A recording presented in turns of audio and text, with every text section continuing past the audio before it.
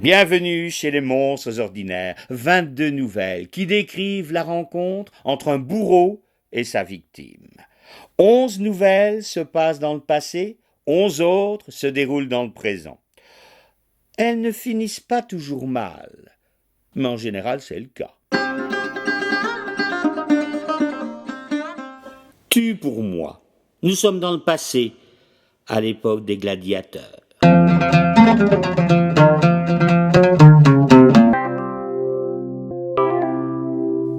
Gladiateur depuis 7 ans, Marcellus appréciait particulièrement ces longues minutes qui précédaient son entrée dans l'arène. Archicomble, l'amphithéâtre de Pompéi, le plus prestigieux du monde romain en dehors de Rome, résonnait des clameurs de ses 20 000 spectateurs. Lieu de souffrance parsemé de sang, l'arène lui avait déjà apporté la liberté. En effet, comme la loi l'ordonnait, après 3 années de victoire, on l'avait affranchi. Il aurait pu partir, mais avait préféré poursuivre ses combats. Il l'aidait à amasser un joli pécule qui lui permettrait de se retirer dans de bonnes conditions. Néanmoins, il ne manifestait aucune impatience. Au contraire, il trouvait constamment des prétextes pour augmenter le capital à atteindre avant d'arrêter. En réalité, Marcellus aimait son métier. Ce curieux gladiateur qui détestait les mises à mort considérait la lutte comme un mal nécessaire. Il adorait le stade. Son entrée au milieu de milliers de personnes hurlant, la tension au début du combat, les émotions du public, comment ferait-il plus tard dans sa petite ferme pour s'en passer? Au moins aurait-il de bons souvenirs. La mort, la sienne, il n'y pensait pas. Celle des autres, il a donné le moins possible, uniquement lorsque l'empereur présent l'exigeait. Seul cas où le vainqueur était obligé de la donner. Sinon, quelle que soit l'opinion du public, le champion disposait de sa victime comme il le désirait. Ainsi, après 92 combats victorieux, il ne dut pratiquer que 2 mises à mort. Il les regrettait encore. Ne serait-il pas possible de créer des combats sans qu'on y perde la vie ? Songeur, il se leva et regarda à travers les barreaux de la grille qui donnait une vue sur le stade. On l'aperçut, le reconnut, il entendit distinctement son nom parcourir les gradins. Le spectacle qui allait commencer s'annonçait bien. Germanicus aussi aimait les clameurs. Elle constituait la plus belle des revanches. Revanche contre un enlèvement plus profond de la Germanie par des pilleurs qui l'avaient vendu tel un objet sur un marché gaulois. Il avait encore dans la bouche l'odeur des sales doigts de son acheteur visitant sa dentition. Acheteur qui avait abusé de l'enfant, puis s'en était séparé le jour où quelques poils étaient apparus sous ses aisselles. Germanicus avait parcouru la Gaule du nord au sud, passant de marchand en marchand. À chaque vente, son prix avait augmenté. Il avait constaté, avec une certaine satisfaction, que plus son prix croissait, mieux il était traité. À chaque vente, il avait eu l'impression de progresser. D'enfant objet sexuel, il était devenu un adolescent particulièrement apprécié pour son physique prometteur. Très vite, il avait dû s'habituer au côté lunatique de ses maîtres, la jalousie de leurs femmes, la crainte des maris. Comme sa valeur avait augmenté en même temps que sa taille, ses maîtres résolvaient le problème que causait sa présence en réalisant une bonne affaire. Il devait être l'esclave le plus échangé du monde romain. Un jour, l'un de ses propriétaires avait cru réaliser un énorme bénéfice en franchissant les Alpes pour aller le vendre dans la plaine du Pô. Là, la main-d'œuvre manquait. Mal lui en prit. Est-ce parce que la concurrence était plus rude? Parce que les goûts italiens différaient des goûts gaulois? Ou parce que, devenu adulte, Germanicus séduisait moins? Toujours est-il qu'on l'avait vendu comme cultivateur dans une immense propriété et que son vendeur avait perdu beaucoup d'argent. Choyé jusque-là, même s'il avait détesté la plupart de ses maîtres, Germanicus avait souffert de son nouvel anonymat. Perdu dans cette immense propriété agricole où des affranchis passaient leur journée à distribuer des coups de fouet. La nuit, ils étaient parqués dans des ergastules, les uns contre les autres. Enfermé dans ses cages, il avait appris à se battre. À son arrivée, encore séduisant car le soleil et la terre n'avaient pas encore brûlé ni séché sa peau, plusieurs hommes avaient essayé, en échange de petites gâteries, de lui offrir de moins en moins amicalement leur protection. De la part de maître, il avait déjà eu du mal à le supporter, mais d'esclaves, il n'en était pas question. Il avait repoussé leurs avances sans aucune aménité. Un jour, un de ses codétenus avait tenté de le prendre de force. Il avait frappé pour la première fois de sa vie. À sa grande surprise, il était sorti vainqueur. Il était vite devenu le dur de son ergastule et avait obligé ceux qui demandaient sa protection à lui offrir une part de leur nourriture. Celle-ci manquait car on mettait des esclaves à la diète afin de prévenir toute révolte. Seul, à manger largement à sa faim, Germanicus était devenu un véritable colosse, musclé par le travail de la terre. « Toi !» C'était la première fois qu'il apercevait le maître de la propriété qui résidait habituellement à Rome. Les gardiens l'avaient sorti de sa cage. Les mains attachées, il avait suivi la litière. On allait encore le vendre, il en était sûr. Il avait traîné des pieds. Un garde avait lancé son fouet en criant « Avance, petit vénard !» Arrivé dans la cour de la villa, il avait été enduit et frotté par des serviteurs visiblement impressionnés par sa carrure. On l'avait introduit dans la demeure et conduit vers le quartier des esclaves attachés au service de la maison. Le surveillant lui avait montré une porte. « Va et amuse-toi bien !» Devant la pénurie de main-d'œuvre, le maître avait décidé de produire lui-même des esclaves et avait choisi Germanicus comme étalon. Une jeune servante s'était tenue devant lui. N'ayant jamais expérimenté que des rapports de force, il s'était jeté sur elle comme une bête, ainsi qu'il l'avait toujours vu faire. La fille s'était mise à hurler et des coups de fouet d'une violence qu'il n'avait jamais connue l'avaient fait cesser. Frustré, il s'était retourné contre le contremaître. Il avait fallu plusieurs hommes pour l'immobiliser. Attiré par les cris, le maître écumait de rage. Le sort de sa servante l'indifférait, mais on lui avait dit qu'un enfant né d'une étreinte violente était obligatoirement chétif. Si c'est pour faire ça, je peux le faire moi-même. Il avait espéré qu'entre deux esclaves, une certaine tendresse se serait exprimée. Fou de colère, Germanicus s'était mis à menacer son propriétaire. On lui avait mis les chaînes. 2 heures plus tard, on l'avait présenté humilié devant le maître assis, déjeunant avec des amis.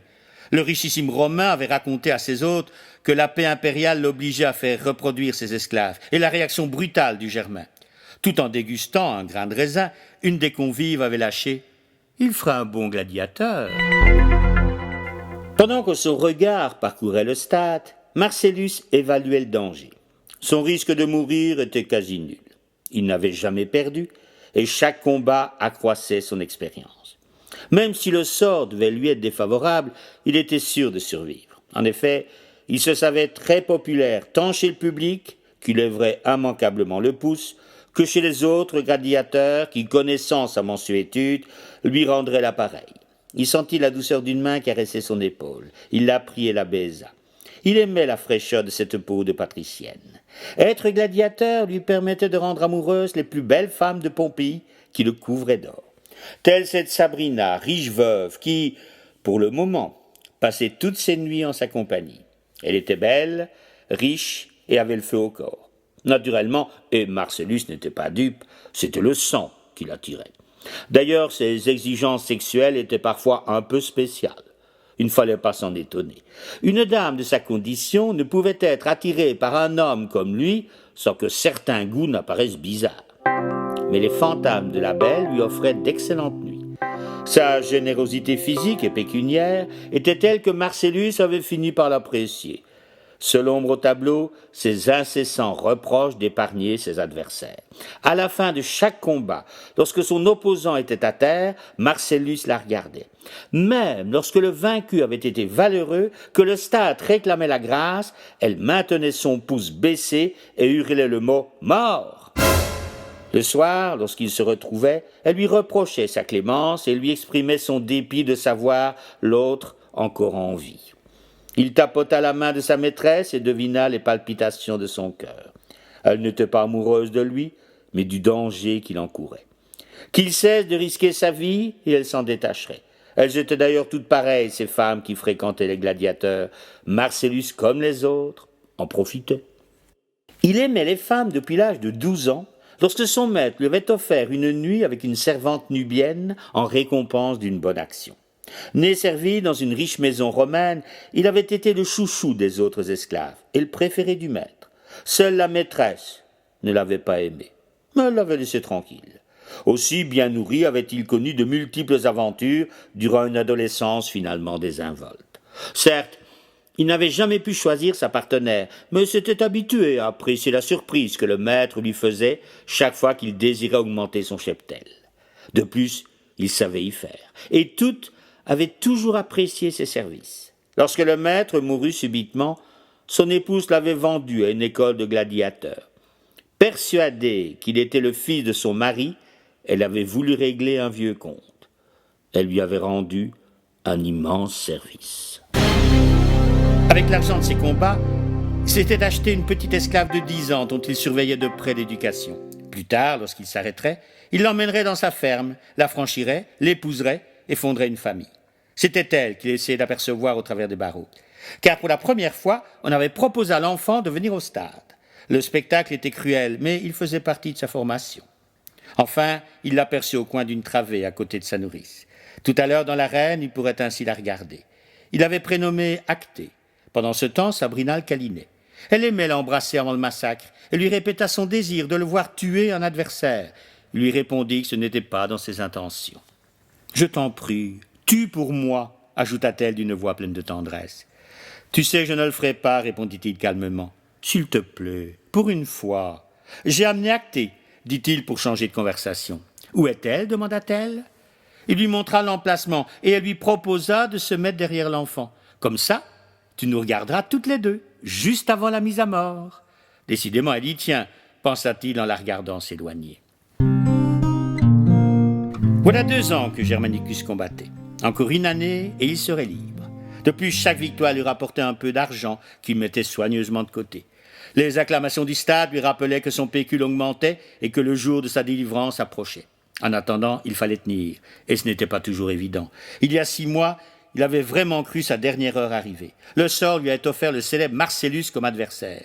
La lutte n'était pas commencée d'1 minute qu'il s'était retrouvé à genoux, la main posée sur la cuisse de son vainqueur, attendant la sanction du public. Angoissé, il avait regardé les tribunes. Que des pouces baissés. Marcellus avait tout d'abord levé son glaive avant de décider de lui faire grâce. Une des seules fois où le champion était sorti sous les huées. « Si l'empereur avait été là, j'aurais dû tuer, lui dit-il en regagnant ses quartiers. Germanicus était parqué avec les autres combattants rétiaires. Esclaves, ils étaient maintenus derrière des grilles. Il vit une belle dame s'approcher et les dévisager lentement. « C'est la maîtresse de Marcellus, entendit-il dans son dos. Une folle qui vient contempler ceux que son bien-aimé est censé tuer. » Germanicus s'approcha des barreaux, la fixa droit dans les yeux et s'habilla devant elle. De petite taille, elle devait avoir un peu plus de 30 ans. Elle portait un habit qui laissait deviner une très grosse poitrine. Des yeux rieurs, remarquablement maquillés, agrémentaient un visage ravissant et une coiffure impeccable. Ces servantes doivent passer des heures à la dorloter, pensa-t-il en mettant son ceinturon. Il posa ses 2 protège-bras, prit son filet, le mit sur la tête, tira la langue à la belle à travers des maillets, pointa son trident vers elle avant de le fixer dans le sable. Le visage de la dame demeura impassible. Ses yeux brillaient de tout leur noir. Elle se mouilla discrètement les lèvres, sourit et s'éloigna lentement. Un peu plus tard, il la vit parler à l'organisateur du spectacle, ôter un de ses bracelets dorés qui luisaient à ses chevilles et le lui remettre. Marcellus fut surpris d'apprendre que le sort allait l'opposer à un rétiaire. Il s'attendait à un Thrace. Il fut encore plus étonné lorsqu'il découvrit que le hasard allait à nouveau l'opposer à Germanicus. Agréable après-midi en perspective. Il l'avait déjà battu et ne le craignait nullement. Il combattrait dans la 2e partie du spectacle et avait donc tout leur temps. Il mit soigneusement sa jambière gauche et attendit calmement. Tout à coup, il reconnut la voix d'Acté qu'on empêchait de passer. Il fit signe au garde de la laisser entrer et la reçut dans ses bras. « J'ai peur, confia-t-elle. est à nounou. Je l'ai laissé là-bas avec la belle dame. Je voulais te voir. Au stade, tu ne dois jamais te promener seul. J'ai peur pour toi, insista-t-elle. Il la rassura, lui décrivit le combat qu'il avait déjà opposé à son adversaire et la facilité avec laquelle il l'avait emporté. De plus, voilà 6 mois, il lui avait fait grâce. S'il sortait vainqueur, le Germain lui rendrait l'appareil. Tel était l'usage. Cet argument acheva de tranquilliser la fillette. Elle demanda sa description et alla voir à quoi il ressemblait. « Il n'a pas l'air gentil, » déclara-t-elle en revenant. « C'est le métier qui veut ça, » répondit-il doctement. Il raccompagna Acté et passa devant la grille des rétières sans un regard pour Germanicus, contrairement à l'enfant qui lui jeta un coup d'œil plein d'interrogations. Marcellus traversa le couloir qui menait aux tribunes, embrassa sa protégée et veilla à ce qu'elle retourne bien près de Sabrina, à qui il fit signe de la surveiller. Elle lui répondit d'un sourire. Il constata que la nourrice n'était pas là. Folle d'inquiétude, elle devait être partie à la recherche de l'enfant. Il faudrait qu'il pense à la réprimander. Une jeune esclave, seule dans le cirque, n'était pas en sécurité. Germanicus avait observé la scène silencieusement. Il ne répondit pas à Marcellus qui, à son retour, lui lança « À tout de suite !» Il ne supportait pas la désinvolture de cet homme, capable, à quelques minutes d'un combat mortel, de s'occuper d'une enfant. Dehors, on entendit des clameurs et des cris. On ouvrit les grilles et ils marchèrent vers l'entrée, se plaçant pour le défilé. Ils étaient là, Rétière et Sécoutorès, face à face. On plaça Germanicus à côté de Marcellus. Les adversaires se toisaient, tâchant de s'impressionner. Seul Marcellus ignorait ses grimaces. Il était tellement sûr de vaincre. Ils virent passer quelques blessés qu'on avait graciés et qu'on allait soigner. Puis vinrent une dizaine de cadavres. La plupart étaient des Rétières. Visiblement, les filets, comme on les surnommait, n'avaient pas été très combatifs. Les autres traces crièrent victoire. Tous, à l'exception de Marcellus, toujours fair-play. L'éditeur chargé d'organiser les Jeux prit la tête du défilé. L'entrée dans l'arène s'accompagna d'une immense ovation. Marcellus fit un geste vers Sabrina et Acté. Les deux femmes s'étaient levées pour l'acclamer. L'enfant semblait grisé par l'ambiance. Ils s'arrêtèrent devant la tribune impériale où un notable s'imaginait empereur et quelques grandes dames de province se prenaient pour des Romaines installées à la tribune du Colisée. Les combattants saluèrent la loge impériale. Puis chaque gladiateur se mit devant son adversaire et le silence plongea dans l'arène. Marcellus observait Germanicus armer son filet.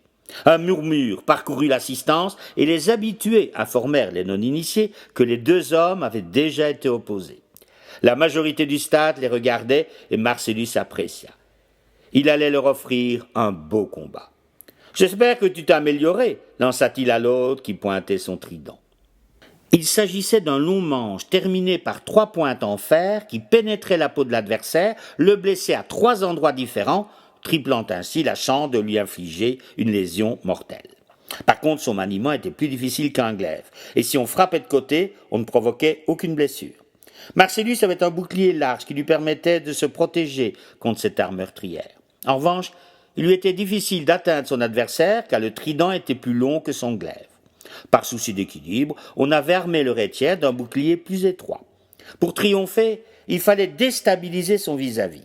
Pour cette opération, Germanicus devait utiliser son filet, alors que Marcellus pouvait compter sur son bouclier. Tout le stade connaissait la tactique de Marcellus. S'emparer du filet de l'autre, le déséquilibrer avec son bouclier, prendre le trident et le mettre ainsi à sa merci. Quelques murmures de la foule marquèrent le moment où il faillit prendre le filet que Germanicus projetait sur lui.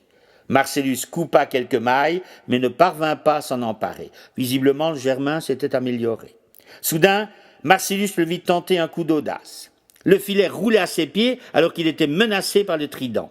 Le champion évita à culbute de justesse en sautant sur le filet et en repoussant son adversaire d'un coup de bouclier qui brisa une des 3 lames du trident. L'autre recula et Marcellus s'empara du filet sous les acclamations. Quel beau spectacle! On devrait répéter ces combats comme des danses, pensa le héros de ces dames. Et d'un geste qui fit lever tout le stade, il rendit le filet à son adversaire. Germanicus le ramassa et supporta mal le ridicule où l'autre le plongeait. De plus, ses efforts l'avaient épuisé, et son opposant semblait frais comme si le combat venait de commencer. Tout à coup, il entendit Marcellus lui crier « Offrons-leur un beau spectacle !»« Je ne joue pas !» répondit-il foudrage. Il vit à ce moment le champion émettre un rictus. Visiblement, la réplique ne lui avait pas plu. Germanicus jeta un rapide coup d'œil autour de lui. Beaucoup de cadavres jonchaient le sol. Aujourd'hui, la foule n'était pas clémente. La plupart des combats étaient terminés, le stade ne voyait plus qu'eux. Homme de spectacle, Marcellus eut une grimace menaçante et jeta un regard de vainqueur vers les 2 femmes qu'il admirait. Sabrina hurla de plaisir et Acté mit les mains devant les yeux tout en écartant les doigts pour pouvoir regarder. À cette seconde, Germanicus regretta sa réponse. Sa colère et son orgueil allaient peut-être lui être fatales. Certes, Marcellus épargnait toujours ses adversaires, mais aucun n'avait pris le risque de le vexer. Il serait tout de même bête de mourir pour une bravade. Il sourit à son probable vainqueur, qui répondit d'un grognement qui fit hurler la foule. Visiblement, son trouble plaisait à Marcellus. Germanicus le vit s'avancer vers lui. Puis il lui sembla que sa marche ralentissait. On aurait dit qu'il boitait. Immédiatement, le Germain comprit. Un claquage. Le héros avait un claquage à la cuisse gauche. Rapide comme l'éclair, Germanicus tourna autour de lui jusqu'au moment où il trouva une prise pour jeter son filet. Marcellus s'écroula et son adversaire se précipita vers lui. D'un pied, il rejeta son bouclier et de l'autre, immobilisa son épée. Il posa les 2 pointes restantes de son trident sur la gorge du champion. Le vainqueur de 92 combats qui le narguait quelques secondes plus tôt grimaçait de douleur, la main sur la cuisse. La foule, d'abord muette, se mit à hurler un mot que le Germain n'aurait cru devoir entendre à son avantage. « Okabet !» C'est ainsi qu'elle désignait le vaincu. Cette fois, le vaincu s'appelait Marcellus.